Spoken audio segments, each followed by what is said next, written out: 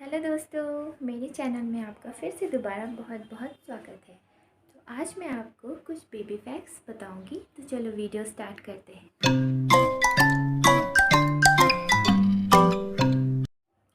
Facts number 1 है, जब शिशु जन्म लेता है तो उसके आंसू क्यों नहीं आते हैं।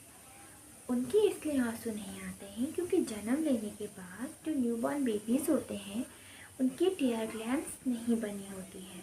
उनको डेवलप होने में 2 या 1 महीना लगता है, इस कारण से उनके आंसू नहीं आते हैं। जैसे उनके टीयर ग्लैंड्स डेवलप हो जाते हैं उनके आंसू आना शुरू हो जाते हैं। फैक्ट नंबर 2 है, जब बेबीज़ दूध पीते हैं तो वो दूध पीने के बाद भी रोने लग जाते हैं।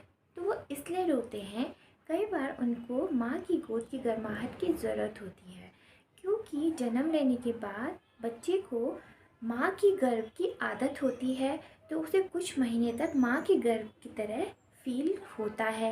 इसीलिए वो गोद में अपने आप को ऐसा समझता है कि जैसे वो माँ के गर्भ के अंदर है, वैसे वो गोद में भी अपनी माँ की गर्भ को महसूस करता है। इसीलिए वो दूध पीने के बाद रोता है। फैक्ट नंबर 3 है, कई बार न्यूबॉर्न बेबीज़ को हिचकियाँ आती हैं, छींक आती है, तो आप इसको नॉर्मल लेना, क्योंकि ये एक नॉर्मल प्रक्रिया है। ये हर न्यूबॉर्न बेबीज़ में होता ही होता है। वो इसलिए होता है, हिचकी आने का जो कारण होता है वो कई बार बेबीज़ जो ज़्यादा से ज़्यादा हवा को इनहेल करते रहते हैं। कभी वो ब्रेस्ट फीडिंग से इनहेल कर लेते हैं, कई बार वो बॉटल के दूध से हवा को इनहेल कर लेते हैं, जिस कारण से उनके पेट के अंदर हवा घुस जाती है और हवा के बबल्स बनने लग जाते हैं। इस कारण से उनको हिचकी आना शुरू हो जाती है, तो ये नॉर्मल है। छींक आने का प्रोसेस ये होता है, कई बार बच्चों को एक दिन में कई बार छींकें आ जाती है, तो पेरेंट्स बहुत ज़्यादा वरी हो जाते हैं कि हमारे बेबी को कहीं जुकाम तो नहीं हो गया है, कोई एलर्जी तो नहीं हो गई है। देखिए, एलर्जी से कोई मतलब नहीं होता है, क्योंकि जो न्यूबॉर्न बेबीज़ की नोज़ होती है उसके अंदर जो हेयर्स होते हैं वो बने नहीं होते हैं, हेयर्स होते ही नहीं हैं, जिस कारण से हवा में जितनी भी धूल मिट्टी होती है, डस्ट पार्टिकल्स होता है, वो उनको छींक आने में बार बार, इसी कारण से उन्हें छींक आना शुरू हो जाती है। इसीलिए उनके नोज़ के अंदर हेयर्स ना बनने के कारण उन्हें बार बार छींक आती है, तो ये भी एक नॉर्मल है। जैसे हेयर्स उनके नाक के अंदर बनना शुरू हो जाएंगे तो उनकी अपने आप छींक आना भी कम कम हो जाएगी, लेकिन हिचकी आना और छींक आना ये सब नॉर्मल है। बेबीज़ को बार बार एक दिन में कई बार पॉटी आ सकती है, तो इसमें घबराने की बात नहीं है। जन्म के बाद जो न्यूबॉर्न बेबीज़ होते हैं वो बहुत बार पॉटी करते हैं, क्योंकि जो 9 मंथ की गंदगी उनके पेट के अंदर होती है वो बाहर आने में 1 से 2 या 3 महीने भी लग सकते हैं पेट को साफ़ होने में।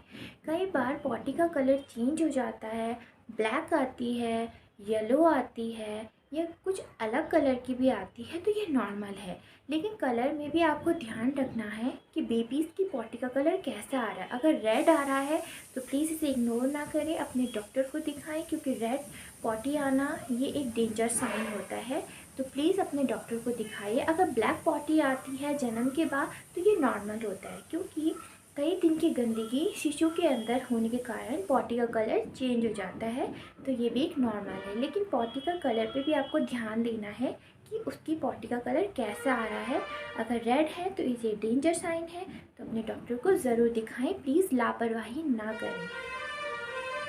फैक्ट नंबर 4 है, कई बार बेबीज़ दूध पी लेते हैं और दूध बाहर निकाल देते हैं, तो न्यू पेरेंट्स को बहुत चिंताएं होने लग जाती है कि हमारे बेबी को दूध डाइजेस्ट नहीं हो रहा है। देखिए, जो न्यू बॉर्न बेबीज़ होते हैं उनका जो टमी होता है वो एक वॉलनट के बराबर होता है। वॉलनट आपने देखा होगा, अखरोट के बराबर होता है, तो उसमें एकदम से दूध भर जाना, सेकंड में ही दूध भर जाता है और सेकंड में वो उनकी यूरिन पास कर देता है।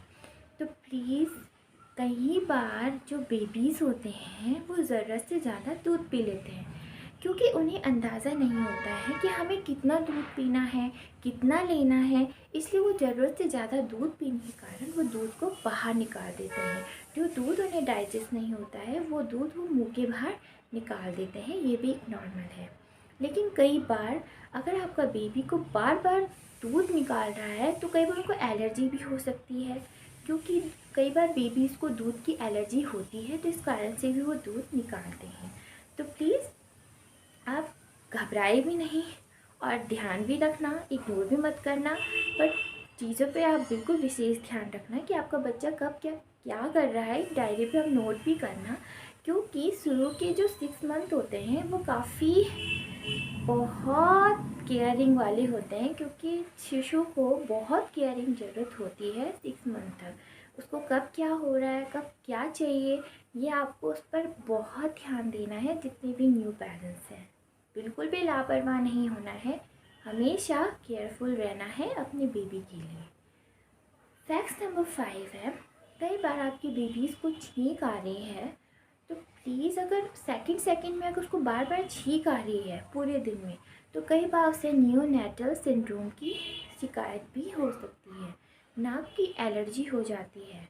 तो इस कारण से आप अपने डॉक्टर को भी दिखाना, क्योंकि आप अपने बेबी को जितना जल्दी डॉक्टर के अंडर ट्रीटमेंट में रखोगे, अंडर उस कंसल्ट में रखोगे, तो आपका जो बेबी है वो प्रोटेक्ट भी रहेगा, और कोई उसको बीमारी होने वाली होगी वो उससे भी प्रोटेक्ट रहेगा। और फैक्ट नंबर 6 है कि अपने न्यूबॉर्न बेबी को बार बार गोद में ना रखें, क्योंकि गोद में रखने से उन्हें गोद की आदत पड़ जाएगी, वो बेड पे नहीं लेटेंगे, बेड पे नहीं सोएंगे। जैसे ही आपका न्यूबॉर्न बेबी सो जाता है, उसको इमीडिएट बेड पे सुला दीजिए, ताकि उसे ये लगे कि मैं गोद पे ही सो रहा हूँ। क्योंकि अगर उसे गोद की आदत पड़ जाएगी तो आपका बेबी जैसे ही सोएगा, आप उसे बेड पे रखेंगे तो वो रोने लग जाएगा और इससे आपको बहुत परेशानी होगी।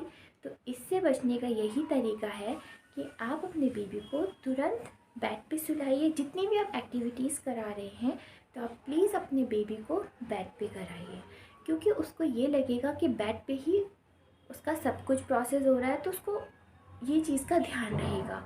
क्योंकि बेबीज़ हर चीज़ को बहुत एनालिसिस करते हैं, जल्दी कब पकड़ लेते हैं, हर चीज़ को पहचान लेते हैं। तो मैं आपको ये बता रही हूँ कि आप प्लीज़ अपने बेबीज़ को गोदी की आदत ना डालें। जैसे ही वो सो जाते हैं, उन्हें तुरंत बेड पे लिटाइए और सुला दीजिए। तो अगर आपको मेरी टिप्स और फैक्ट्स पसंद आए हों, तो आप इसको ज़्यादा से ज़्यादा शेयर करें, लाइक करें और सब्सक्राइब करें। Thank you for watching. Bye.